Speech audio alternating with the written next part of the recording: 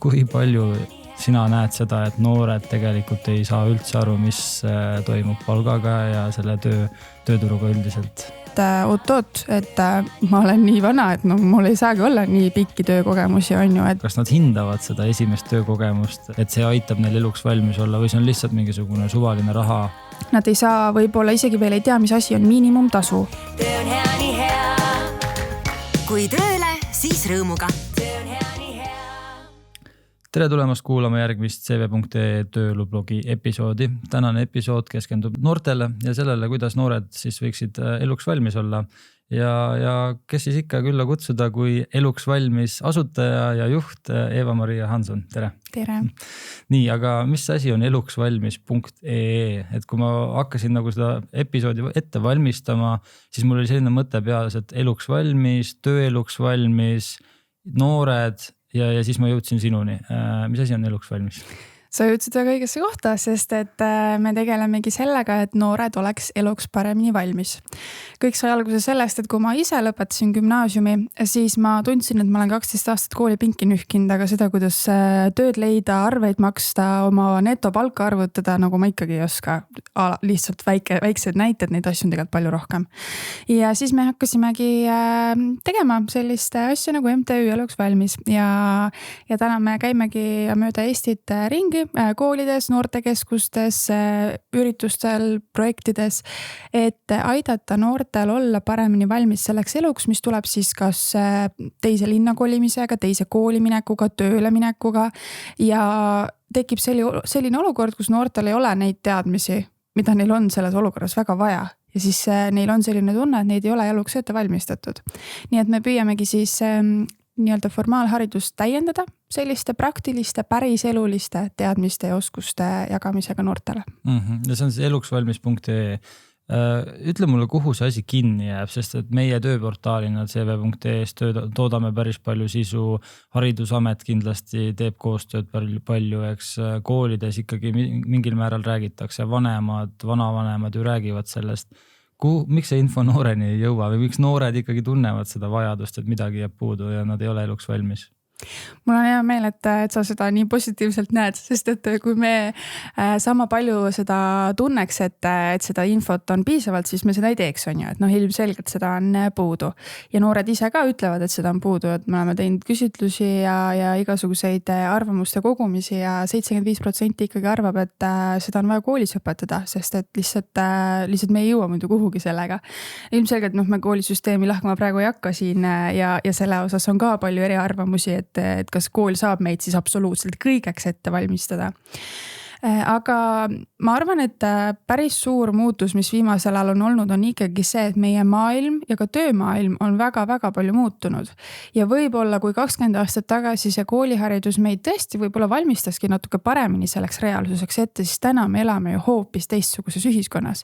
Ja nendel noortel, kes täna selle sama õppekava järgi õpivad, kuidas nad peaksid siis tänases ühiskonnas nende samade teadmistega hakkama saama, mille said meie vanavanemad ja vanemad.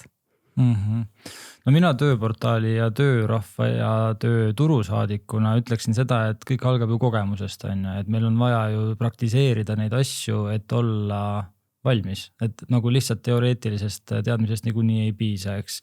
Et kuidas sa ise näed, kui sa noortega suhtled, et kas nad hindavad seda esimest töökogemust nagu et see aitab neil eluks valmis olla või see on lihtsalt mingisugune suvaline raha, taskuraha teenimise viis lihtsalt. Kas nad oskavad näha neid mustreid seal eluks, tulevaseks eluks? Ma näen, et noored väga tahavad töötada, aga see on tohutult raske praegu. Et esimest töökohta noorel täna leida on väga-väga keeruline, sest et kui sul tahetakse, ma ei tea, 10 aastat töökogemust enne, kui sind kuhugi võetakse, aga ise oled 10 aastat vana, siis kuidas see võimalik on? Ei olegi. Ja teisest küljest on see, et noored tahavad seda esimest kogemust, aga samas nad tunnevad väga palju hirmu selle, sest see on ikkagi midagi uut, see on midagi väga mugavustsoonist väljas ja see on päris suur samm ka täiskasvanu elu poole, mille jaoks nad ei ole võib-olla veel valmis, neil ei ole sellest räägitud ja sellega me tegelemegi, et me annaks neile vähemalt mingisuguse arusaama, milline see töökeskkond siis on, millised on su õigused, millised on su kohustused, mida sa võid küsida, mida sa pead tegema. Ma ei tea, mis üldse valikud tänapäeval tööturul on, sest valikuid on ka tohutult palju rohkem, kui oli aastaid tagasi. Okei, aga räägime natuke hirmudest ka, et mina tean, et noorte suurim hirm on see, et nende esimene töökogemus põhimõtteliselt on siis võrdub nende tulevane tööelu, eks ole, et kui nad valivad näiteks jäätiseputkas töö, et siis nad kardavad, nad jäävad elu lõpuni jäätiseputkasse nagu müüjaks näiteks, eks. Kuigi tegelikult see ei ole niimoodi. Mida need noored kardavad? Mis on see hirm seal taga? Ma arvan, et see, mis sa ise just välja tõid, ongi kõige suurem, et ma teen ühe valiku ja see on surmani. Ma olen surmani see jäätisemüüja on ju, kui piltlikult rääkida, aga ilmselgelt tegelikult see nii ei ole, et sa jõuad oma tööea jooksul 10 erinevat töökohta ka pidada, kui sa väga soovid. Teine hirm on see, et alguses noorena on sul raske kuhugi startupi, ma ei tea, mis iganes suurt imelist ilusat tööd tegema minna, on ju. Ja siis ongi esimene töökoht jäätisemüüja või ma ei tea, korista, midagi sellist. Aga siis tekib see hirm, aga mis siis, kui mu klassikaaslased näevad? Mis nad minust siis arvavad?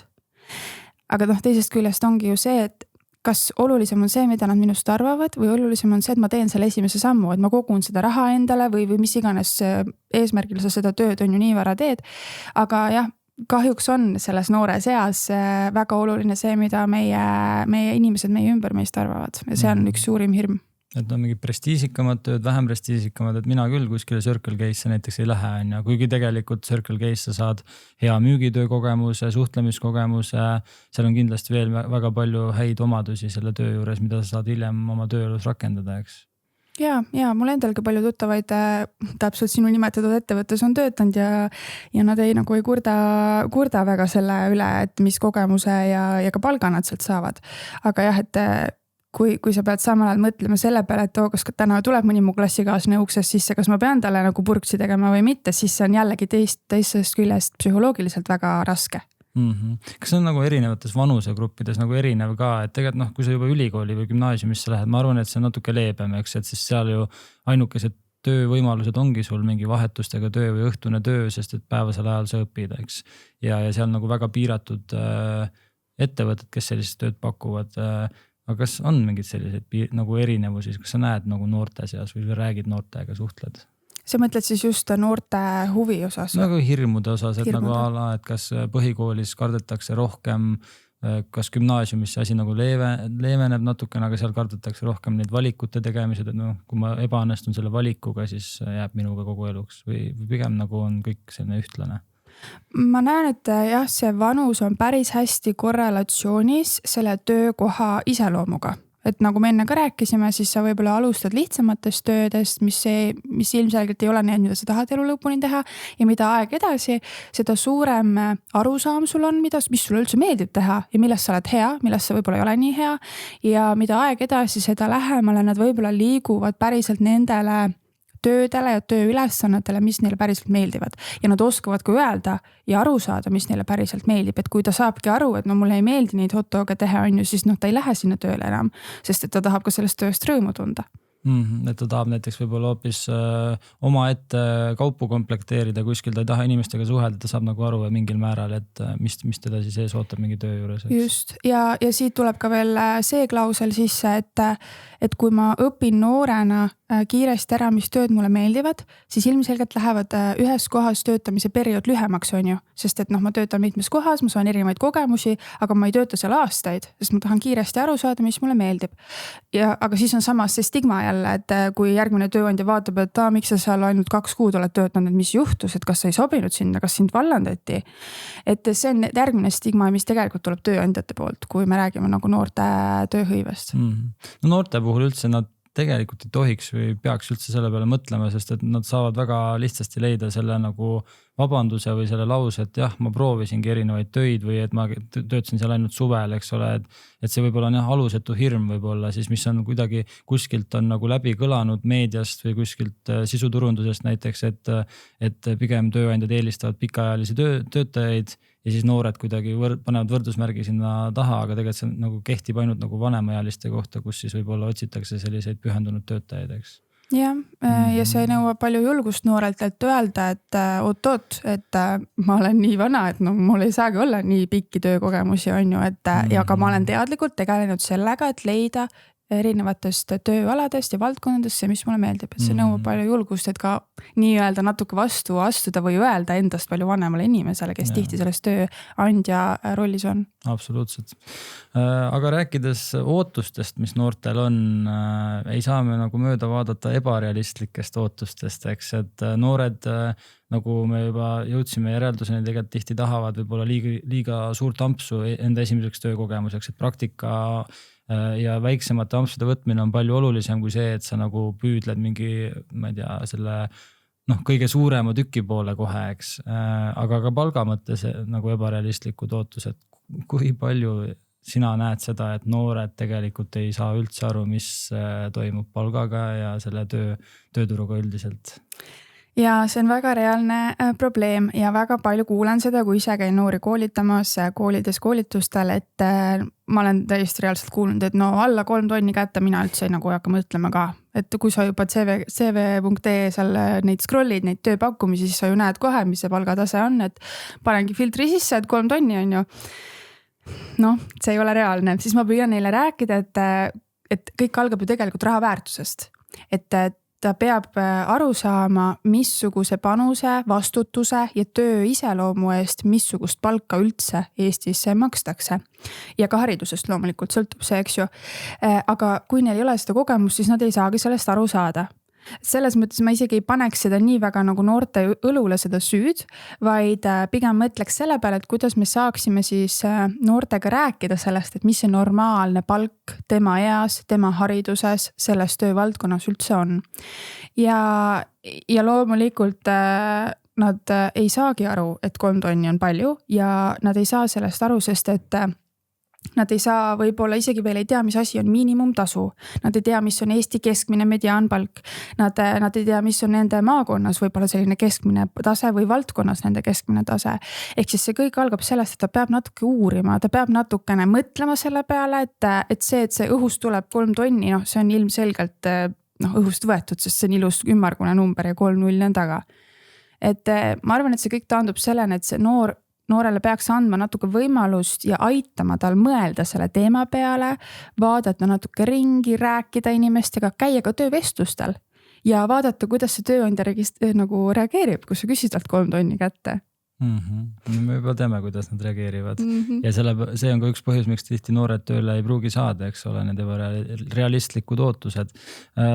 Kui sa räägid nendega netopalgast, brutopalgast, mis sa ütleksid, kas noored saavad sellest vahest aru ja kas see 3 tonni, millest nad räägivad, on see, mida nad tahavad ju kätte teenida, eks ole, et kui suur probleem see on, siis mina oma kooli ajal ei mäleta, et oleks väga palju räägitud üldse sellest, mis on nagu tööandja kulud, eks ole, mingid pensionisammastest ja nendest bruto- ja netopalkadest väga ei räägitud. Kuidas nüüd on? See väga oleneb ühiskonnaõpetuse õpetajast enamasti, et mõni ühiskonnaõpetuse õpetaja räägib juba 9-ndikele, mõni räägib seal 11-ndas ja see on väga erinev maakonniti, kooliti ja nii edasi.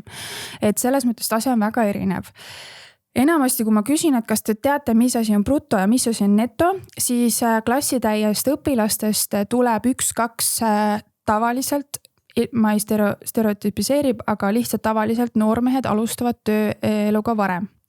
Ja nemad tavaliselt neil on juba vähemalt 1 kogemus, vähemalt 1 tööleping on sõlmitud, siis nad on näinud seda sõnapaari ja nad saavad aru, et need on ilmselt väiksem kui bruto, ehk siis see peab tähendama, et midagi läheb maha, on ju. Et enamasti väiksem osa saab aru, on kuulnud, on isegi kogenud. Aga teised seal kõrval on väga vaiksed, sest et neile tuleb see võib-olla väga äkki. Bruto ja neto ja maksud. Ei tea, mis need on ja siis me hakkamegi rääkima sellest, mis maksud ja maksed lähevad sulle brutost maha ja lisaks ma tahaks, et nad saavad alati ka aru sellest, et kui sinu bruto on, ma ei tea, mingi X summa, siis sinu tööandja kulu on X pluss Y summa ja see on palju suurem, tihti vahepeal isegi topelt suurem. Et nad saaksid ka aru, et kui sulle tundub, et sa saad nagu vähe palka, siis sa võiksid korraga mõelda selle peale, et kui palju see tööandja sulle sinu eest nagu päriselt maksab. Väga palju kindlasti mõjutab ju ka sotsiaalmeedia, influencerid seda, kuidas noor üldse nagu mõistab seda, kuidas maailm ja töömaailm toimib, eks. Influencerid tihtipeale teenivad pigem rohkem, mitte vähem. kas noortel on üldse nagu soov tööle minna või tahavad kõik influenceriteks hakata? Ma ütleksin niimoodi, et influenceriteks see buum on nagu möödas, et kõik tahavad kuulsaks saada. Aga mida ma olen märganud on see, et nad väga püüdlevad selle nimel, et nad ei peaks 9-5 kuskil kontoris istuma, vaid nad saaksid olla oma aja peremehed ja teha oma arvutis kuskilt palmi alt tööd, on ju, mis on väga tore eesmärk ja ma arvan, et enamus võib-olla nagu püüdleb selle poole. Aga jah, et nad on päris hästi teadlikud, et sotsiaalmeedias saab raha teenida, internetis saab raha teenida ja sul ei pea selle jaoks suurt haridust olema. Aga kahjuks veel me ei ole ühiskonnas jõudnud sinna, et need influencerid jagaksid, kui palju tööd neil läheb igasuguste postituste, videote lõikamisele ja mis on päriselt see tasu, mida nad siis saavad, on ju. Et Kylie Jenner saab võib-olla, ma ei tea, 300 000 mingi postituse eest, aga võib-olla mingi Eesti influkas ilmselgelt seda ei saa. Aga samas ta peab selle nimel ikkagi sama palju tööd tegema. Et kahju, et sellest avatult ei räägita ka sotsiaalmeedias, et ka influenceri töö on ju töö, et sa niisama ei naerata seal kaamera ees, vaid sa pead strateegiliselt ikkagi mõtlema, mis hästi läheb. No kahtlemata see globaalne maailm on nagu teeb meist ja järgmisest nagu generatsioonist või sellest noorest generatsioonist hästi ambitsioonika generatsiooni, sest nad näevad, et maailm on valla ja kõik on võimalik, eks. Aga me ei saa nagu mööda vaadata sellest, et hästi oluline on see töö iseloom, eks. Et igal pool sa ei saa palmi alt tööd teha, et kui sa kuskil tootmissektoris näiteks oled tehases või kus iganes, seda tööd lihtsalt ei ole võimalik teha nagu kaugelt.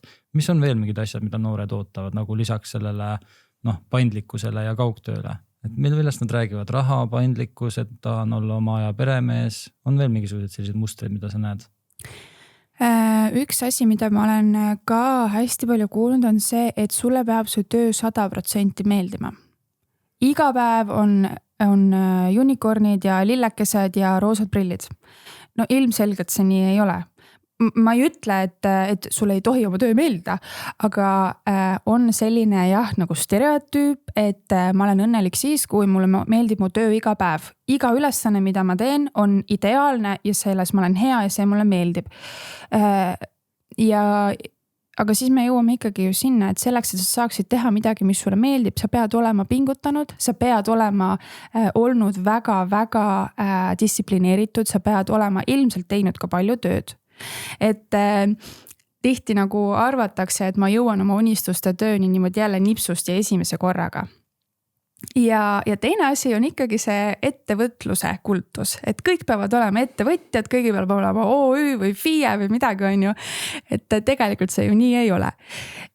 Ja kui ma küsin ka, et kas teil on mingisugune karjääri eesmärk või kas teil on juba mingisugune eriala, mida te tunnete, et te tahate nagu teha või positsioon, siis ikkagi 50% vähemalt ütlevad, et ma tahan ettevõtjaks saada. Aga keegi veel ei taju selle seas, mida see ettevõtlus tähendab ja kui palju ka üksikettevõtjatel on vaja nagu ikkagi tööd teha mitme inimese eest. No see on väga hea, et noored tahavad ettevõtlusega tegeleda, aga ma ka tööturu ja siis tööportaali esindajana saan öelda, et tegelikult palgatöötajana on ka võimalik hästi teenida, hästi ära elada ja head tasakaalu leida ja eks palgatöö ju lisab mingit turvalisust tegelikult, et noored hea on olla ambitsioonikas, aga võib nagu erinevaid alternatiive kaaluda, mis ütleks. Ja oluline on ka see, on ju, et sa saad ka teha mitut asja samal ajal, et sa ei pea olema täiskohaga kas palgatööl või siis tulema täiesti ära ja olema täiskohaga ettevõtja. Et sa saad ju neid ka omavahel kombineerida, mis on täiesti tavapärane praktika tänapäevases maailmas. Et võib-olla jah, on sellist nagu natuke kastis mõtlemist palju, et on mingisugused stereotüübid või on mingisugused suured näited, kes on kuidas edukaks saanud. Kui ma teen täpselt nii, siis mina saan ka. Tegelikult see päris nii ei ole. Ja igast palgatööst tegelikult, igast tööst sa võid mõelda, kui nagu, et sa võtad selle ettevõtja mindseti, et nagu see oleks sinu ettevõte ja sa annad endast kõik, et sellest tööst maksimumi välja pigistada, maksimaalselt õppida ja maksimaalselt ettevõtet kasvatada, sest sealt hakkavad ettevõtted ja tööandjad nägema seda väärtust sinus ja sealt tegelikult tõuseb see palk ka, eks. Ja lõpuks, kuidas sa saad olla hea tööandja teistele, kui sa ei ole ise kunagi olnud selles töötaja rollis ja sa ei ole näinud nii häid kui ka halbu juhte. Sest et isegi kui sa oled töötanud võib-olla mitte nii meeldiva juhi alluvuse, siis sa tead, missugune juht sa ise mitte kunagi olla ei taha ja see on kõige eredam näide alati. On tõesti. Rääkides sellest, et veel mida noored tahavad, noored peavad ju õppima seda, mida nad tahavad teha, et mida sa nagu praegu näed, et või mida võiks noortele soovitada, näiteks praegu noor kuulab, eks ole, et kuidas teha enda see valik, mida minna näiteks õppima, et kust seda infot leida näiteks selle kohta, eluksvalmis.ee on üks koht, oska.ee on kindlasti teine koht, kuhu võiks minna, aga kust veel? Ma alati soovitan vaadata seda analüüsi, et missuguseid tööalasid on tulevikus puudu, peamiselt just Eesti ja Euroopa tööturul ja mõelda, kas seal on miski, mis mulle väga meeldib või milles ma olen hea või mis mind huvitab. Ja teisest küljest on see, et sa ei pea minema ülikooli, kõrgkooli, ma ei tea, kuhugi magistrisse, et õppida. Sul on YouTube, sul on Spotify, sul on TikTok, sul on kõik. ChatGPT, lihtsalt küsi, lihtsalt vaata videot ja see on juba esimene samm. Esimene samm ongi alati kõige raskem. Aga kui sa teed selle esimese sammu ära ja sa paned, ma ei tea, 1-2 nädalas selle alla, et üldse aru saada, kas mulle see, ma ei tea, toon näite, kas mulle see mingisugune programmeerimise valdkond nagu üldse meeldib, kas see mulle huvi pakub, siis sa säästad nii palju aega, kui sa lähed kohe tuimalt ülikooli, astud sisse ja saad aru 3 aasta pärast, et oi ups, valesti läks. Aga see ei ole lõplik põhimõtteliselt. Ja muidugi see kogemus ja teadmised tulevad väga kasuks ikkagi, aga lihtsalt noored vahest unustavad ära, et nad kasutavad seda sotsiaalmeediat küll palju, aga sa saad seda sotsiaalmeediat kasutada ka ära selle nimel, et sa saaksid teha läbimõeldumaid ja targemaid otsuseid oma karjäärivalikute kohta. Ja, et see ei ole ainult aja veetmise koht. Näiteks kas või TikTok räägitakse, et sa lihtsalt doom scrollid selleks, aga kui sa nagu likeid õigeid asju, jälgid õigeid kontosid, siis lõpuks jõuab sinuni nii palju harivat sisu, et sa võid sellest teha ka endale mingi nagu hariva platvormi lõpuks, eks ei pea olema ainult meelelahutus. Ja no loomulikult peab siin olema ka eks ju tähelepanelik, et mis infot sa nagu saad ja mis infot sa usud, aga ma olen sinuga väga nõus, et kui sa juba seal TikTokis scrollid, on ju, see ei ole absoluutselt halb, kui sa näed seal vahepeal midagi kasulikku, positiivset, mis paneb sind vähemalt mõtlema või millest sa pärast arutad võib-olla sõpradega või isegi vanematega, et kuulge, mis te ei arvata, ma nägin sellist postitust, kas teil on olnud sellist kogemust? Juba see arutelu oskus ja oskus ka küsida või mõelda selliste olukordade peale, mida ta ei ole varem kogenud, sest ta pole võib-olla varem tööl käinud, tuleb talle edaspidi väga kasuks. No mina olen ise väga praktilise õppeusku ja mina näen, et ma kardan natuke seda, et kui ma vaatan ümberringi, et noored kõik nagu, see kõrgharidus on nagu selline, et ühiskondlik surve on nii suur, et noored ei näe seda, et ka kutseõppes on võimalik õppida näiteks eriala ja oskustöö niimoodi selgeks, et teenida sama head palka või isegi rohkem näiteks ülikooli haridusega inimestega. Et kui vaata statistiliselt, siis keskmiselt tõesti ülikooli haridus nagu pikas plaanis toob sulle keskmiselt suurema sissetuleku tulevikus potentsiaalselt, aga mitte kõikidel erialadel, eks. Aga kuidas noori siis motiveerid või mida öelda noortele, et nad ei kardaks teha nagu teistsuguseid valikuid ka või kas sa näed üldse, et see on hirm, et kas see nagu on muutumas? See on kindlasti hirm, sest et ma olen seda isegi kogenud. Mina jätsin ülikooli pooleli, sest et mulle ei meeldinud enam. Täna ma olen ettevõtja, koolitaja ja ma täiega naudin seda, mis ma teen. Võib-olla me peaksimegi rohkem jagama selliseid olukordi, kus edukad noored või edukad inimesed on teinud väga ebapopulaarse valiku. Ega mul ka ei olnud lihtne seda valikut teha, sest et ilmselgelt mu ema ja isa tahavad, et ma ikkagi mingisuguse paberi kätte saaks. Ja tänaseni mõtlen, et okei, sõpradel on juba mingi magister peaaegu, on ju, et mina siin oma pooliku pakaga, aga lõpuks ma olen väga õnnelik siin, kus ma olen. Et võib-olla jagada rohkem neid positiivseid kogemusi. Ja teisest küljest, nagu sa ise ka ütlesid, on nii palju näiteid, kus kutseõppe, siis lõpetaja saab palju rohkem palka kui doktorant võib-olla või doktoriharidusega inimene ja neid kogemusi ka rohkem jagada. Muidugi riik teeb praegu väga head tööd kutseõppe propageerimisel ja mul on sellele väga hea meel. Ja mis ma olen veel märganud koolides, et noored isegi ei julge öelda, et kuule, ma tahaks kutsekasse hoopis minna. Nad suruvad mulle seda isegi keskkooli, surutakse reegelt peale, gümnaasiumi. Aga äkki ma tahan kutsekasse minna, äkki ma tahan ametikooli minna. Mis selles halba on, kui ma tean, et ma tahangi olla kokk, et ma tahangi olla keevitaja. Sest neid ameteid on ju ka väga vaja. Viimane saab väga head palka, on ju. Et nagu rääkida rohkem avatumalt sellest, et vahet ei ole, mis see paber on, peaasi, et sulle meeldib see, mida sa teed enamus osa ajast ja et sa saad sellise palga, mida sa väärid selle töö eest, mida sa arvad, et sa ise väärid inimesena, mida väärib su input, täpselt see ettevõtja mindset, mida sa ise ka mainisid, et saab olla täiesti reaalne palgatööl ka. No lõpuks on vist see, et noored peaksid suu lahti tegema ja julgema rääkida sellest, et kui vanemad ühte asja survestavad, et võib-olla üldse maha istuda vanematega rääkida, et äkki mul on mingid huvisid ja tugevusi mujal, kus ma näen, võibki olla kutseõpe või ja see haridusreform, mis nüüd tuleb tegelikult, selle eesmärk on ka, nagu mina aru saan, ikkagi propageerida seda, et ülikool või akadeemiline haridus ei ole alati nagu kõige nagu selline must have, et sa võid ka nagu teisi eluvalikuid teha, eks ole, mis on hea. Ja ma saan aru, et tegelikult noored endiselt pelgavad seda, nii et äkki tulevikus siis enam ei pelga.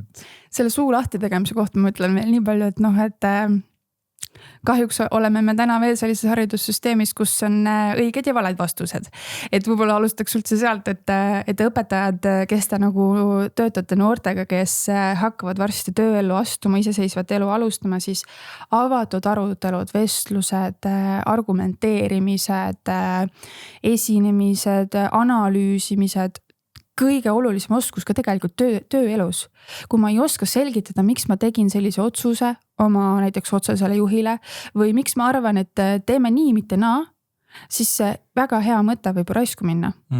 Et see argumenteerimise ja analüütiliselt mõtlemise oskus, me võiksime sellele juba koolis palju rohkem minu arust rõhku panna. Aga võtame nüüd oskused ette. Meil on siis suhtlemisoskus, selline analüütiline ja kriitiline mõtlemine. Mis sa veel näed või mida võiks noortele soovitada, mida nad peaksid endas arendama, et tööeluks valmis olla? No ma arvan, et esiteks võiks ise hea inimene olla lihtsalt ja olla nagu normaalne inimene, kes on teistele ka kolleegidele tore inimene, kellega 8 tundi päevas koos aega veeta. Et kui sul on kõrvalruumis istub nagu selline inimene, kellega sa juba peale vaatad ja siis tuled külmavärinad, siis sa ei tahagi seal tööl ju olla. Sellised sotsiaalsed oskused natukene. Sotsiaalsed oskused, täiesti baasoskused. Natuke ka ma tunnen ja olen kogenud, et täiesti baasviisakusreeglid hakkavad meil natuke ära ununema, eriti tööellu minnes, kontoriellu minnes on need väga olulised, ma arvan. Aja planeerimine, kuidas, mida ma millal teen. Kas või see näiteks, et kas ma hommikul, kui ma olen värske peaga, kas ma tegelen mingisuguse väga mitte mõtlemist vajava asjaga või ma teen seda näiteks õhtul on ju. Et kas või see, et oma energiat natukene juhtida ja mõelda selle peale, et kui palju mingi asi mul praegu energiat vajab. No mis oskused veel? Kas tehniliselt digitaalsed oskused noortel vist on nii tugevalt küljes, et seda vist ei pea üles kutsuma, et seda nad teevad niikuinii? Ma ütleks, et see on ka stereotüüp, sest et noori on väga erinevaid. Me siin räägime noor ja noor, aga lõpuks noored on väga erinevad on ju, et mõnel noorel on need tõesti väga head, teisel võib-olla mitte nii väga. Keskmine noor võiks osata Excelit kasutada, vähemalt baasvajadused. Kindlasti Wordi on ju, aga samas noored oskavad juba kasutada disainitöötlusprogramme, Canva, ma ei tea, CapCut, videot töödelda, et see on väga hea samm, et minna näiteks turundusse tööle, et neil tulevad mingisugused väga spetsiifilised digioskused, aga samas võib-olla unustatakse vahest ära sellised digioskused, mida sul tööelus ka vaja on, ongi Excel ja selline PowerPoint. Aga oskused veel, kas sa näed veel mingisuguseid asju, mis nagu noored või kus nad tunnevad ennast eriti enesekindlalt näiteks ja kus nad ennast vähem enesekindlalt, aga eriti enesekindlalt? See on hea küsimus, kus nad tunnevad ennast eriti enesekindlalt, aga ma pean ütlema, et mul niimoodi kiiruga ei tulegi midagi meelde. Aga võib-olla ilmselt ikkagi see digimaailm, digipädevused on nende sellise Z-generatsiooni päris suur trump. Aga nad arvavad siis selles suhtes, et nad on nagu master mingi skill leveliga seal, aga siis nagu kui nad tööellu saabuvad, siis nad avastavad, et see, kui nad oskavad näiteks CapCuti ja võib-olla mingid sellised töötlustarkvarasid oma mobiilis kasutada, siis tööellu see võib-olla ei ole rakendatav, kui sa just turundusega ei tegele või mingisuguse sisuloomega, eks, et sellist. Jälle see teadlik valik, et mis tööle ma lähen, on ju, et see nõuab jälle mõtlemist, et milles ma olen hea, mida ma oskan. Kas või, et sa vaatad oma App Store'i alla laaditud äppe ja mõtled, et kas seal on midagi sellist, mis äppi ma nagu kasutada oskan, mida võib-olla ma ei tea, minust 20 aastat vanem inimene ei oska. See on juba väga hea asi, mida CV-sse panna. Aga jah, et ta peab nagu teadlikult mõtlema, et milles ma hea olen ja see ei ole väga lihtne asi, mida teha, et mõelda välja, milles ma hea olen. Aga kui läheme oskuste juurde tagasi, siis keeled. Keeleoskus on väga-väga suur tööriist, mida kiputakse alahindama. Inglise keelega on enamasti noortel väga hästi, sest me kasutame lihtsalt nii palju ingliskeelset meediat, on ju. Aga vahest sellest ei piisa. Või siis vahest me unustame ära, et ka kolmandate keelte õppimine on väga hea viis, kuidas rohkem uksi avada. Ma ise räägin näiteks hispaania keelt ja mul on tohutult palju uksi sellepärast avanenud. Erinevates valdkondades, koolitustes, ma ei tea, erinevad tööpakkumised, kas või see, et ma LinkedIni pannud, et ma hispaania keelt räägin, no mul tuleb lihtsalt nii palju pakkumisi juba hispaania keeles. Aga sul ei tuleks neid, mul ei tuleks neid, kui ma ei oleks seda märkinud, kui ma ei oleks teadlikult teinud seda otsust, et ma tahan seda õppida. Sellised lihtsad näited. Okei, aga sa rääkisid, et noortel on raske märgata enda tugevusi. Kuidas üks noor täna peaks olema valmis, et nagu selleks, et märgata, või kuidas ta saab märgata enda tugevusi, et olla tööeluks valmis? Kas seal on mingid nagu nipid või trikid või? Mina soovitan alati teha läbi sellise protsessi, et tee endale kas või telefoni notsidesse üks koht, kuhu sa paned kirja oma tugevusi. Kuidas neid siis sinna kirja panna, küsimus on ju. Esiteks mõtle ise, milles sa oled komplimente saanud, milles sa tunned ennast ise enesekindlalt, mida sa naudid teha, ma ei tea, mis on sul hästi välja tulnud, mille eest sa oled saanud, kas või hea hinde või kiituse või päriselt, mida tehes sa tunned, et sa unustad ära, et aeg eksisteerib, mida ma nii väga naudin ja see võibki olla videomängude mängimine, see võibki olla jalka mängimine. Ükskõik mis. Ja järgmise sammuna küsi enda lähedaste inimeste käest, kuule, ma siin proovin mõelda, mis on mu tugevused, et mõelda, mis tööd ma teha tahaksin. Kas sa võiksid korra peegeldada, mis sa oled märganud minu puhul, et mul tuleb hästi välja või mis sa oled minu puhul märganud, mida sa imetled võib-olla minu puhul või küsida ka, miks mitte oma vanemate käest, et kuulge, kas on midagi, mis ta arvat, et ma võiksin oma CV-sse tugevust alla kirja panna? Sest teised inimesed näevad meid nii teistmoodi kui meie ise ja me vahest unustame ära, et meil on võimalik oma lähedastelt saada nii palju sisendit selle kohta, mida me teeme hästi. Okei, nüüd, et tööeluks valmis olla, meil on olemas mõte, et mida ma tahan õppima minna või vähemalt idee sellest, ma olen saanud esimesi töökogemusi või vähemalt proovinud saada praktikat, rakendada midagi, ma olen ära kaardistanud, kus on minu tugevused. Nüüd järgmine samm, et nagu tööle minna ja tööeluks valmis olla on kindlasti see, et sa pead ennast kuidagi müüma ka. Ja tavaliselt tööturg täna veel toimib niimoodi, et sa müüd ennast siis mingisuguse näiteks kandideerimisdokumendiga nagu CV või motivatsioonikiri või näiteks oma sotsiaalmeedia profiil nagu LinkedInis. Nüüd, kui paljud noored nagu päriselt oskavad CV-d koostada? Mis sinu kogemus on? Ma arvan, et selline põhidisainioskus teha see nagu apetiitseks vaadata on olemas, kui mul on olemas see sisend on ju, mis mu tugevused on, aga see on, praegu käisime selle juba läbi. See basic, mida ma sinna kirja peaks panema, seda tegelikult juba koolides käsitletakse täitsa okeilt ühiskonnaõpetuse tunnis tavaliselt või vahest ka klassijuhataja tunnis, mis on väga-väga tore. Nüüd, mina näiteks enda kogemusel, ma saan seal märtsis-aprillis nädalas 10 praktikakoha palvet. Kuulge, tahaks tulla praktikale, on ju. No ma isegi ei jõua neid meile avada tavaliselt, sest et lihtsalt neid tuleb nii palju. Aga oli juhus, kus üks neiu helistas mulle. Hei, kuule, ma saatsin sulle praktikakoha pakkumise, kas sa nägid? Ma ütlesin, et ei, ma ei ole näinud ausalt, aga mis su nimi on? Siis samal ajal ma võtsin selle meili lahti, ma neid teisi üldse ei vaadanudki. Aga see, et ta võttis kätte ja helistas mulle, mida noored tavaliselt kusjuures ei julge tänapäeval enam üldse teha, sest me suhtleme pöialdega on ju. See andis talle nii palju plusspunkte, et ta võttis kokku, helistas mulle, ta päriselt sai mu tähelepanu ja ma päriselt süvenesin sellesse. Ja isegi kui mõni teine oleks võib-olla palju parem kandidaat olnud sellele kohale, siis ma läksin lihtsalt temaga, sest mul oli nii mugav. Ta lihtsalt võttis muga ise ühendust. Et selline proaktiivne ja julge suhtlemisviis enda müümisel minu arvates on kõige suurem väärtus üldse. No see on hea kuulda, et haridussüsteemis sellise asjaga tegeletakse, aga mina olen kuulnud sellist asja ka, et noored tõesti ei julge enam ise kandideerida ja olen ka kuulnud selliseid asju, et esimene praktikakogemus saadakse nagu ema või isa käe kõrval ja minnakse kuskil näiteks autoremondi töökotta praktika kohta küsima. Miks sa arvad, et kus see tuleb, et noored ei julge või nagu et me saaksime nagu neile kuidagi abiks olla, et seda hirmu maandada?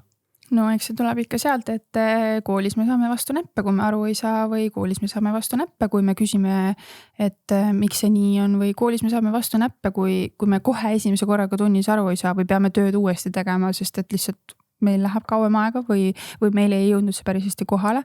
Ehk siis selline, meile on juurutatud kahjuks selline madala lillekese positsioon on ju, et meile ei ole õpetatud seda, et kui sa küsid, siis isegi kui sa ei saa, siis sa oled juba võitnud. Isegi kui sa vastust ei saa, isegi kui sa jaatavat vastust ei saa, siis pole hullu midagi, vähem sa tegid suu lahti ja proovisid. Et jah, see julge küsimine on nagu tohutult oluline ja kui sul on see oskus küsida küsimusi, isegi kui sa ise arvad, et need on lollid küsimused, siis ma väga soovitan, et pane see CV-sse kirja, sest et tööandjale väga meeldib, kui sa pigem küsid, kui nokitsed 8 tundi niimoodi, et tegelikult oleks saanud selle ühe meiliga on ju ära lahendada ja see hoiab kõigi aega kokku. Et seda sa võiksid küll ise palju rohkem noore inimesena promoda, et ma oskan küsimusi küsida. Okei.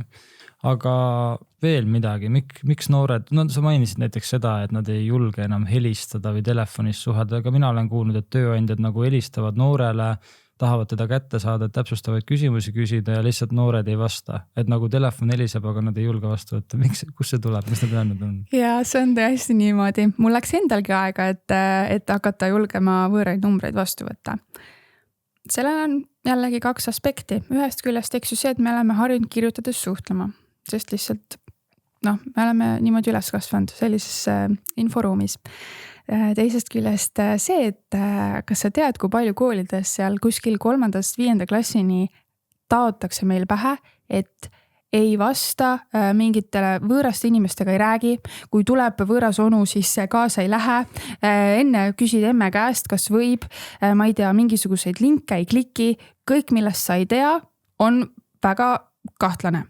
Ehk siis mis on muidugi väga hea algatus, ilmselgelt peab olema nagu selline digiturvaline loomulikult jah, oluline, aga meid ei ümber programmeerita selleks hetkeks, kui me tahamegi tööd saada ja meie potentsiaalne tööandja helistab, et mind kutsuda töövestlusele, aga mina mõtlen, et raudselt on mingi skämm võõras number, et mul pole salvestatud, siis keegi tahab jälle mul midagi välja petta ilmselt. Lihtsalt jah, see on see ühiskond, millel on oma plussid ja miinused, milles me praegu elame, et võib-olla noore inimesena, kui sa oled selles tööotsingu protsessis, siis võta see, tee enda peas see switch natukene, et okei, ma pean nüüd natuke mugavustsoonist välja astuma, ma pean võtma vastu need kõned, isegi need numbritelt, mis mul salvestatud ei ole, sest et muidu ma magan väga-väga hea võimaluse maha. Ma olen täiesti nõus, et see on suur probleem, jah. Aga kuidas sa muidu ise näed, et kas noored on pigem nagu tahavad tööd teha täna või nad nagu ikkagi kuidagi on mugavustsoonis? Noored väga tahavad tööd teha. Siin ma panen kõikidele tööandjatele südamele, et noored teeks tööd, kui vähegi saaks. Mul on endal noorem õde, noorem vend, kogu aeg küsivad, et ma tahaks räigelt tööd teha, aga ma ei saa. Mul ei ole võimalik kuskile minna, sest et ka noorte laste värbamine täna on ju väga keeruline. Et kui noor saab esimese töökogemuse kätte, siis tal on ju sealt edasi palju lihtsam juba minna, sest ta on esiteks selle protsessi läbi teinud ja tal on see kogemus kirjas, aga just selle esimese kogemuse saamine on nii raske, olenemata sellest, kui palju sa seda tahad või kui palju sa seda ka küsid. Ja mina ütleksin küll pigem, et noortel on nii suur soov töötada juba ka päris varases eas tegelikult, kui pigem see, et nad oleks väga suures mugavustsoonis. Loomulikult on mugav elada vanemate juures, on mugav küsida vanematelt iga kuu taskuraha või helistada isale, et kuule, kas sa saad raha kanda, mul sai otsa, on ju. Aga teisest küljest ma näen, et nad tahavad ka väga, kuidas ma ütlen, nad tahavad kiiresti saavutada edu, mis tähendab seda, et nad tahavad sellega vara alustada ehk vara tööle minna. Aga seda ongi täna väga-väga raske lihtsalt teha. No eriti praeguses tööturu situatsioonis, kus sul on ühele kohale 100-200 kandidaati ja tihtipeale tööandjad eelistavad ikkagi seda keskealist kogemusega töötajat sellises nagu selles tööturutsüklis lihtsalt sellepärast, et teda on lihtsam onboardida ehk siis nagu välja õpetada kohe kiiresti. Ta suure tõenäosusega juba oskab oma tööd iseseisvalt teha, eks ole, sul on see väljaõppekurv on natuke nagu lühem. Ja teisest küljest ka see ka on ju, et ilmselgelt noorte elu on väga hektiline. Ega ma ei tea, kas ma järgmine aasta olen Eestis, Tallinnas, Tartus, kus iganes ma olen. Ehk ma mõistan nagu ka seda tööandja poolt, et võib-olla keskealine töötaja jääb sulle pikemalt tööle, kui see noor, kes läheb järgmine aasta vahetab kooli, läheb võib-olla teise linna või riiki, et see on ka reaalne põhjus. Ja, aga siin ikkagi tuleb see noore nagu see enda veenmisoskus või see, kuidas ta nagu suudab ennast lõpuks maha müüa, eks? Ja, ehk siis kõik müügikogemused ka, mis sa saad nagu noorena saada. Ja tegelikult on ju Eestis väga hea võimalus minna Ameerikasse raamatuid müüma. Sa saad raha pluss müügikogemuse. Väga head sõbrad ka veel peale kauba. Ja Ameerikat näha. Ehk siis nagu, miks sa ei peaks seda võimalust vastu võtma? Ma ise ei ole küll käinud, aga ma väga soovitan. No üks asi, mis selle tööturutsükliga kaasneb, on hästi palju eitavaid vastuseid. Kuidas sa näed, et kuidas tänapäeva noortele mõjub see nagu vastus ei? Et kui ta ei saa kõike, mis ta tahab, siis me oleme harjunud, et me teeme telefoni lahti, guugeldame, kohe saame vastuse, me teeme mingisuguse chatiga ja kohe näeme, et kas inimene on näinud seda või mitte, et me tahame ju kohe seda nagu feedbacki saada. Kas noored täna on valmis saama tagasisidet, ka negatiivset? Ja no lühike vastus on, et see on väga raske seda eitavat vastust saada 10 ja 20 korda on ju, et ma arvan, et ka keskealisel võib-olla tekib selline natuke pettumus ühel hetkel, et see on ju täiesti inimlik. Teisest küljest jah, kui noor näeb, et tal ei olegi võimalik saada seda tööd lihtsalt ükskõik kui hea see CV-d ja tegi või ükskõik kui hea motivatsioonikirja ta kirjutas, siis võib see tahe ära kaduda üldse seda pingutust teha. Ja siis tekibki küsimus on, et miks ma seda tööd otsin, mida ma sellega saavutada tahan, kas ma niisama tahan, sest mul on igav või mul on seda päriselt vaja. Äkki ma kogun millegi jaoks raha või äkki mul ongi päriselt nagu elamise jaoks raha vaja, eriti kui sa oled tudeng on ju. Et siis nagu võikski see noor enda käest küsida, et mis on eesmärk ja mida rohkem eitavaid vastuseid sa saad, seda suurem tõenäosus, et järgmine on jah. No seda igat teid tegelikult peaks kasutama motivatsiooniks, aga ongi raske on neid eisid kuulda ja vastu võtta, eks, eriti noorena. Ja julgelt ka küsida sellelt ei vastuse andnud tööandjalt, et kas ma saaksin natuke tagasisidet, et mida järgmine kord paremini teha või oli see võib-olla puhtalt ainult selle tööandjas see asi või selles töös, et see ei pruugi ju alati olla asi sinus, vaid ka selles töös, tööandjas, ma ei tea, eelistustes kas või. Aga ka strateegiat muuta, et võib-olla minu need ootused ja eeldused ongi liiga kõrged, vaadata korra nagu madalama astme positsioone, võib-olla natuke väiksema palgaga töökohti, et suure tõenäosusega sinna võib-olla see tung on nagu väiksem, saad selle esimese kogemuse kätte ja siis vaatad edasi, eks. Ja kui mõelda niimoodi, et ilmselt on sul võimalik samas ettevõttes tippu ronida alustades alt poolt palju kiiremini versus et sa lähed kohe tegevjuhi positsioonile. No, et sa ei saa sinna kõrgele positsioonile kiiremini, kui võrreldes sellega, et sa teeksid selle karjäärirädeli samm-sammu haaval läbi. Okei. Ehk siis meil on nüüd see eitav vastus olemas, tööeluks valmis, me kandideerime ja nüüd oletame, et me saame enda selle töökutse. Nüüd on vaja tööintervjuuks ju valmistuma hakata, eks. et kas noored teavad, mida rääkida tööintervjuudel, mis sinu kogemus on, kas nad on nagu kuidagi aru saanud sellest või see noorte tööle võtmine käib tihti, et kuidagi nagu lihtsamini, kiiremini, kui nad seal põhikoolis või gümnaasiumis on, et kas, kui nad nüüd selle gümnaasiumi lõpetavad, oletame, kas nad teavad, mis neid päriselt ees ootab? Eks me keegi ei tea, mis meil päriselt ees ootab ja sellesse eluks valmis MTÜ natuke ka mõte on, et natuke ette valmistada. Üks tore asi, mida gümnaasiumid teevad, on see, et nad teevad sisseastumisvestlusi, mis on tegelikult natuke sarnane töövestlusega. Miks ma tahan siia saada, miks ma arvan, et ma sobin siia, mis ma ise siit saada tahan ja nii edasi. Aga jah, fakt on see, et ega eriti palju töövestlust kuskil sa ju läbi mängida ei saa. Küll nüüd on juba viimased haridustehnoloogia ettevõtted ka Eestis hakanud sellist süsteemi arendama, platvormi arendama, et sa saaksid seda natuke läbi mängida. Kuniks aga me jõuame ikkagi on ju selleni välja, et sa pead teadma, mida rääkida või sa pead olema ise endaga enne rääkinud, et teada üldse, milles ma olen hea, me sellest rääkisime enne juba pikalt, teada ka seda, et missugune töökeskkond mulle meeldib, missugused ootused mul on tööle, tööandjale, kolleegidele, missugune kolleeg ma ise olen, kas ma olen hea meeskonnatöötaja või pigem individuaalne töötaja. Ma ei tea, kas ma olen süstemaatiline inimene või pigem selline spontaanne. Kõik ikkagi taandub eneseteadlikkusele. Aga kuidas ma seda eneseteadlikkust saan, kui ma pole varem ühtegi töökeskkonda näinud? Ehk siis on jälle nagu ülikeeruline küsimus on, et mida seal töövestlusel rääkida. Siis ma ütlen alati, kõige hullem on see, et sa valetad. See on kõige hullem, mis saab teha. Kui sa ei tea, ütle, ma hetkel ei oska sellele küsimusele vastata, sest mul pole seda kogemust, aga ma olen väga-väga avatud, et seda välja uurima. Ja, see ausus on kindlasti oluline. Ja tegelikult see ettevalmistus ka, et noor võiks ikkagi ette valmistada ja kui ta kandideeribki paljudesse kohtadesse, siis ta ikkagi nagu enne vestlust võiks vaadata sisse, et mis ettevõttes oli, mis tööpakkumine täpselt endast kujutas ja kuidagi nagu kohandada ennast või nagu ette valmistada selleks detailsemalt. Ja imeline proovivestlus on ChatGPT.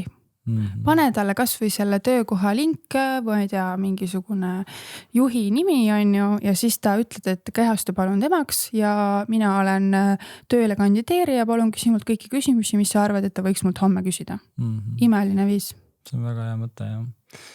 AI-st rääkides, kas noored kardavad, et AI võtab nende töö ära? Ma arvan, et paljud noored ei ole seda veel teadvustanud, et see võib juhtuda või tööd ära nad ei saa ju võtta, sest et noortel veel ei olegi võib-olla seda tööd, mida AI saaks ära võtta, aga mida nad ei ole võib-olla teadvustanud on see, et lihtsalt valik jääb väiksemaks nendest töövaldkondadest, mida üldse ühiskonnas vaja on. Aga pigem ma arvan, et noored oskavad juba päris hästi kasutada seda AI-d, et teha oma tööd efektiivsemalt, et leida rohkem valikuid, ma ei tea, erinevaid radasid, mida võtta ja nii edasi. Pluss meil on ju Eestis haridussüsteemis värskelt imeline algatus D-hüpe, mis võimaldab varsti paljudel õpetajatel, õpilastel kasutada juba õppetöös seda AI-d. Mis tähendab seda, et meile sisenevad 3-5 aasta jooksul tööturule inimesed, kes on põhimõtteliselt välja koolitatud ChatGPT-d, AI-d kasutama absoluutselt igas olukorras. Ja see on veel üks väga-väga suur pluss, miks varsti tööandja võiks hakata mõtlema, et ma eelistan seda 20 aastast 40-sele, sest ta lihtsalt oskab teha tööd koos selle AI abilisega. See on väga hea point jah, et noortel on digipädevus suur ja siis see üks noor võib ju AI abiga palju rohkem ära teha, et tööandjad ei peaks nagu AI-d kartma ja seda noort nagu kombinatsiooni. Siin on just ka see, et me ei tohiks ka seda mõelda niimoodi, me kasutame AI-d selle jaoks, et ta teeks nüüd kõik meie eest ära, on ju, et ma saan enda töölavalt vähemaks.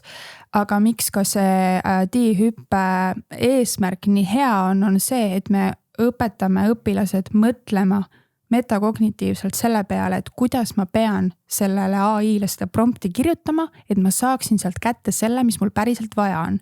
Mis tegelikult taandub just sellele, et ma pean läbi mõtlema, mida ma sealt tahan, kuidas ta must aru saab, kuidas ma pean seda sõnastama. Jällegi, analüütiline mõtlemine on ju. Ja. No erinevad uuringud näitavad ka, et tööandjad, nad ei ole täielikult vastu AI kasutamisele, nagu kui noor kandideerib, näiteks kui me räägime kandideerimisdokumentide tegemisel, aga ikkagi see personaalsus kaob ära, et noor peab ise nagu läbi mõtlema, mida ta tahab, et ta võib kasutada AI nagu mõtete kogumiseks, analüüsimiseks ja siis selle ideede põrgatamiseks, aga ta ei saa eeldada, et ta teeb nüüd 100 CV-d, 100 motivatsioonikirja ainult AI-ga, et seda ma kindlasti noortel ei soovitaks teha enda kogemusele toetudes ja seda nähes, mis nagu maailm meie ümber teeb. Ja tööandja saab väga hästi aru, kui see on AI-ga kirjutatud. Absoluutselt. Ja miks ma peaksin viitsima seda lugeda, kui mul on kõrval väga nunnu tekst, mida ma tean, et on see noormees või neiu oma kätekestega kirjutanud. Mis on see point, miks ma peaksin seda siis nagu kasutama? Loomulikult kasuta AI täpselt nagu sa ütlesid, ideede genereerimiseks, võib-olla ka natukene struktuuri selgemaks tegemiseks, aga palun veendu enne, kui sa selle ära saadad, et see tööandja ei saaks aru, et see on AI kirjutatud. Absoluutselt. Aga pöörame selle nagu asja nüüd ringi, switchime seda nagu poolt, et vaatame nagu niipidi, et okei, et muidu tahtis noor tööle saada. Aga nüüd on tegelikult ju tööandjatel ka oluline osa selles, et noor esimese töökogemuse saaks, et kuidas tööandja ennast maha müüb noorele üldse, sest väga paljud tööandjad tahavad noori saada ja tegelikult noored on väärtuslik, järelkasv on oluline, eriti teatud valdkondades, eks. Ma ei tea, kas esimese töökogemuse juures selline trend nagu rohepööre ja selline mingi eriti paindlik töökorraldus ja eriti läbipaistev palgakommunikatsioon, mis nagu me näeme kõik meie ümber, et palgad peavad olema avalikud ja kõik peab olema võrdne ja nagu parema maailma suunas liikuma, et kas noor peaks tööandjas kohe esimese asjana seda vaatama, mis sinu nägemus on ja kas nad vaatavad üldse seda või see nagu esimene töökogemus on olulisem kui see rohepööre? Ma ütleks noore inimesena, et esimene asi, mida noor vaatab, on see, et kas sellel tööl, mis ma tegema hakkan, on üldse mingit väärtust. Kui see on suvaline mingisugune toksimine, mis tegelikult ei loo mitte mingisugust muutust, siis ma ei viitsigi seda eriti pikka aega mitte teha. Ehk siis tänapäeva noore jaoks on oluline see, et sellel tööl, sellel ettevõttel, kus ma olen, on mingisugune väärtus või see loob maailma mingisugust muutust, mida ma ise tahan näha. Ehk siis tööandjatele mõte, et enne kui sa, ma ei tea, lähed noorega rääkima või otsid noort töötajat, siis mõtle läbi, et mis muutus sinu ettevõtte üldse selles maailmas loob ja miks see eksisteerima peab ja miks see noor peab üldse sellest nagu hoolima, seda enam veel selle jaoks töötama. Et Z-generatsiooni jaoks on hästi oluline see, et miks me üldse seda teeme, mis selle point on, et kui ta ei näe seda pointi seal taga, siis ausalt öeldes ta ei viitsigi seda teha. Nii et ikkagi see on päris asi, et see ei ole lihtsalt mingisugune sõnakõlks ja selline, et uuringud näitavad, et ikkagi noorel on, et kui tal on raskus esimese töökogemuse leidmisega, ta ei taha minna sinna, kus ei ole seda mingit pikka plaani ja no see jälle oleneb, on ju, et kui mul on kähku raha vaja, et minna järgmine suvi sõpradega reisile, siis ma lähen sinna, ma ei tea, tanklasse tööle või mingit muud natuke võib-olla igavamat tööd tegema, aga kui ma mõtlen selle peale, et kas ma pikas perspektiivis, ma ei tea, näiteks kooli kõrvalt üldse jaksan õhtuti sellist tööd teha, siis ilmselgelt ma valin ju selle, kus esiteks on visioon paigas, missioon paigas, ja siis me jõuame mõelda ka selle peale, et milline on see töökorraldus, töökeskkond, lisavõimalused. Aga nagu sa ütlesid enne hästi minu mõelest, et kõik ei saa 100% ilusad unicornid olla, et see lõpuks ongi see, et see karm reaalsus, see tööelu võib olla teistsugune, et ma võin unistada töökohast, mis päästab maailma, ma võin unistada tööst, millel on iga sekund loeb ja on tähendus, aga tegelikult realistlikult ei ole, et kui me vaatame kapitalistlikku ühiskonda, ettevõtete eesmärk on teenida kasumit, eks ole, et siis see ei pruugi olla nii roosiline ja lillelõhnaline kõik meie ümber. Ja võtta seda kui protsessi, et see, et ma täna on ju siin teen midagi muud, ei tähenda, et see ei vii mind lähemale sellele tööle, mis mulle väga meeldib. Ja, et oluline on ikkagi see kogemus kätte saada ja see üleskutse võiks olla tõesti, et võib-olla natuke see silm kinni pigistada teatud asjade ees. Muidugi peab ka teadma, missugust asjades silma kinni pigistada, et kui mu, ma ei tea, tööandja mulle ohutut töökeskkonda ei taga, siis see ei ole asi, mille eest silma kinni pigistada, et selle jaoks on mul oma õigused, on ju. Ja samamoodi on ka kohustused, noored vahest unustavad ära, et neil on ka kohustused lisaks sellele, et neil õigused on töökeskkonnas. Aga see on hea point jah, et aga selles osas kindlasti Tööinspektsiooni lehelt või siis nii-öelda riiklikud organisatsioonid väga palju puudutavad neid ümbrikupalkade teemasid, et sa kohe hakkaksid pensionisambasse raha koguma, mitte sa ei saaks mustalt kätte, et see võib olla ahvatlev, et ma saan nagu, ma ei tea, 450 € asemel saan kätte 5 sotti, on ju 50 € rohkem, aga tegelikult kui pikka plaani vaadata, siis see ei ole kasulikum, eks. Ja seda ma püüan ka neile alati kummutada seda müüti, et jah, sa saad rohkem kätte ümbrikus, aga kas sa tead, millest sa ilma jääd? Täpselt. Ja tegelikult see taandubki sellele, et nad ei tea, et miks me nende maksude eest üldse saame, mida ma saan töötuskindlustusmakse eest, mida ma saan pensionikindlustusmakse eest ja miks me seda tulumaksu üldse nagu maksame. Et ma olen alati toonud sellise näite, et kui nad ei saa aru, mis maksud on, kas sa kujutad ette, et vihma sajab, sa ootad bussipaviljon, aga iga kord, kui sa tahad bussipaviljoni kasutada, sa pead panema postkasti 1 €, sest keegi on selle bussipaviljoni ehitanud. Keegi peab selle kinni maksma. Aga kui me maksame makse jätkusuutlikult ja teadlikult oma palgast, siis me saame seda bussipaviljoni kasutada ükskõik millal, ilma selle 1 €-ta. Ma kujutan ette, et noored ütlevad vastu, aga siis ma võtan vihmakombeka või selle vihmakeebi või vihmavarju kaasa ja see on minu enda oma, eks ole. Ja mille sa maksid selle 50 lisaeuri eest, mis sa sealt ümbrikust said. Ja, no absoluutselt. Nii et kindlasti noorte puhul jah, et need kohustused ja õigused, et see tegelikult on ka vaja läbi mõelda enda jaoks, et uurida, et mis on üldse ühe töötaja kohustus ja õigus, et kahtlemata, et ei laseks endale liiga teha. Aga kui vaadata nüüd nagu seda, et kuidas siis tööandjad saavad veel kasulikud olla noortele, mida sa näed? Või et mida nagu sina oled selline noorte eest kõneleja täna meil siin episoodis, et mida sa tooksid tööandjatele siia pilti? Ma kindlasti õhutaks noore töötajaga seda, et eksimine on okei. Okei, ma saan aru, ettevõttes päris maailmas on erinevad vead, on erineva kaaluga, aga noorel peab olema võimalus aru saada, et kui me ei eksi, siis me ei jõua ka õige vastuseni ju. Et kui me esimese korraga saame esimese vastuse, siis äkki me teeme liiga lihtsat asja. Sest et kui miski ei pane meid eksima, kui miski ei pane meid oma mugavustsoonist välja, siis me ei saa ju ka areneda. Ehk siis anda võimalust eksida, kui sul on võimalik anda noorele selline tööülesanne, kus eksimine on okei su ettevõtte mõistes on ju. Et ilmselgelt suuri summasid me kaotada ei saa ja nii edasi. Aga et ta hakkaks mõtlema selle peale, et kaaluma ka riske, et mis juhtub siis kui ja nii edasi. Ja jällegi me jõuame analüütilise mõtlemise peale on ju, et õhuta nendega seda, et isegi kui läheb halvasti, räägi sellest kohe, mitte ära peida seda. Ma olen isegi seda viga teinud, et ei julge rääkida, kui midagi läks natuke ussi on ju. Aga kui sa oled tööandja, kes pigem propageerib vigade tegemist ja läbi vigade õppimist, siis tulevad ka sellised asjad palju kiiremini välja. Ja no see on üldse see mõistev suhtumine ükskõik mille suhtes on ju graafiku suhtes, et noor võib-olla õpib midagi kõrvalt, et ta ei saagi päevasel ajal alati vastata, võib-olla ta peab 2 tundi loengus olema või koolis, eks, või et ma ei tea, mis iganes trennid, asjad, et tööandjad peaksid noori selles osas kindlasti mõistma rohkem.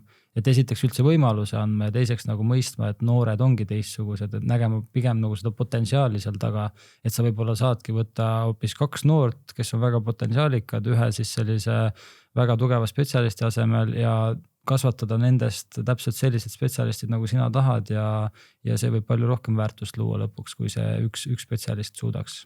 Ma tean ka noori, kes on läinud umbes oma 2.-3. töökohale täiesti, ma ei tea, junior spetsialisti rolli, aga tänaseks on nad juhatuse liikmed.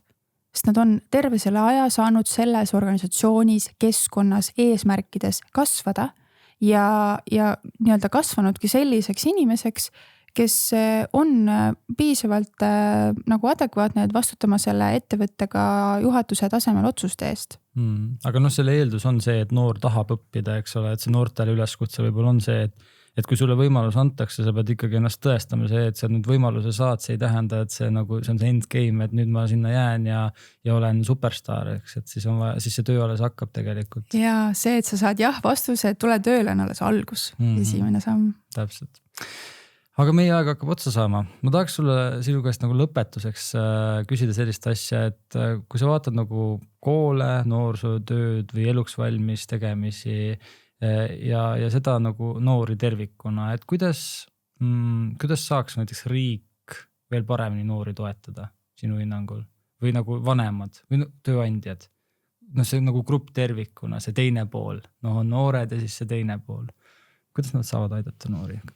No need 3 sihtgruppi, kes sa just mainisid, ma ütleks neile kõigile midagi eraldi, aga ütle igal ühel näiteks üks asi. Ma alustaks lapsevanematest on ju, et kui me ei räägi noorega, kuidas elu käib, siis kuidas saab noor teada, kuidas elu käib?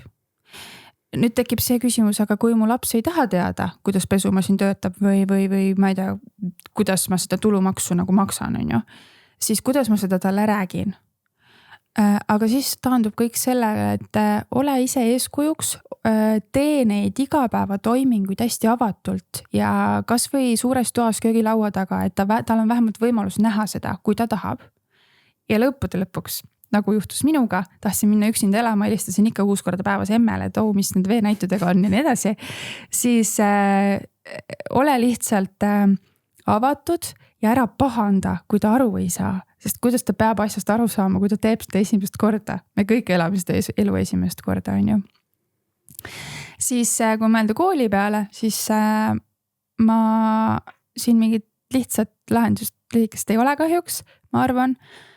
Aga missioon, mis mina olen oma elus leidnud ja mis ma olen võtnud, on see, et meie hariduse sisu peab olema rohkem korrelatsioonis selle maailmaga, kuhu me neid noori nagu ette valmistame. Me elame täna ikkagi selle õppekorralduse ja õppesüsteemiga, millega me olime ka nõukaajal, aga olukord ei ole ju enam absoluutselt sama.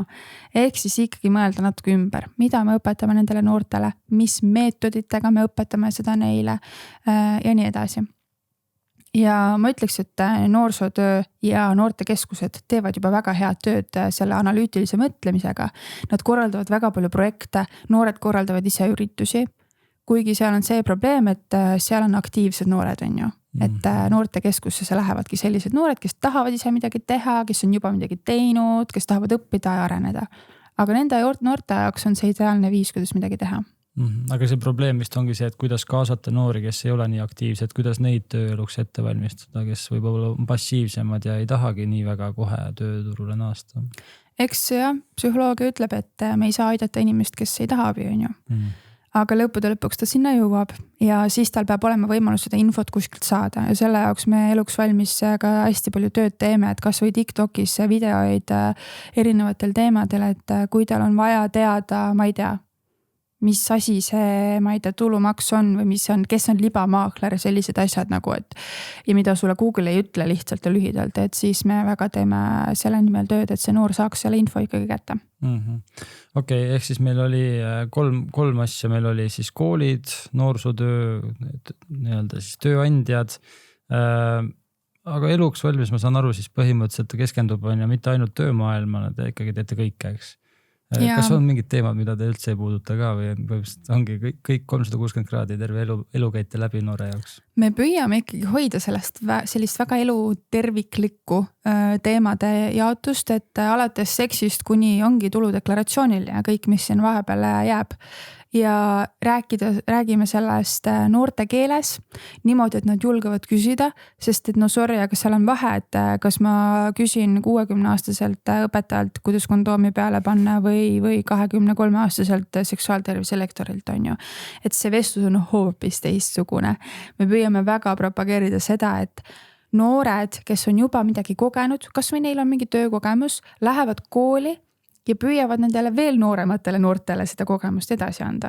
Nii et te teete kahtlemata väärt asja ja mina nagu tööturu saadikuna ütleks ka, et võib-olla viimane üleskutse lihtsalt, et esiteks eluksvalmis.ee, sealt saab lisaks ka tööinfole siis väga palju muud ja teistele, et noortele endale, et võib-olla märgake iseennast ja olge aktiivsed, et ärge olge need passiivsed nagu need tagaistmel sõitjad, vaid te peate ikkagi nagu selle tööeluks valmis olema nagu vastavalt sellele, et ise midagi ära tegema, et valmis olla. Sa ei saa lihtsalt see eeldada, et sa tuled koolist ja sa oled kohe valmis ja tööandjatel võib-olla lihtsalt märgake noored on päris aktiivsed ja ambitsioonikad ja tegelikult ma arvan, potentsiaali on rohkem, kui võib-olla esialgu tundub. Nii et aitäh sulle. Aitäh. Kõikidele kuulajatele, meil oli episoodis külas Eva-Maria Hanson, kes on Eluks valmis asutaja ja juht ja juba järgmisel korral. Kui tööle, siis rõõmuga. Töö on hea, nii hea.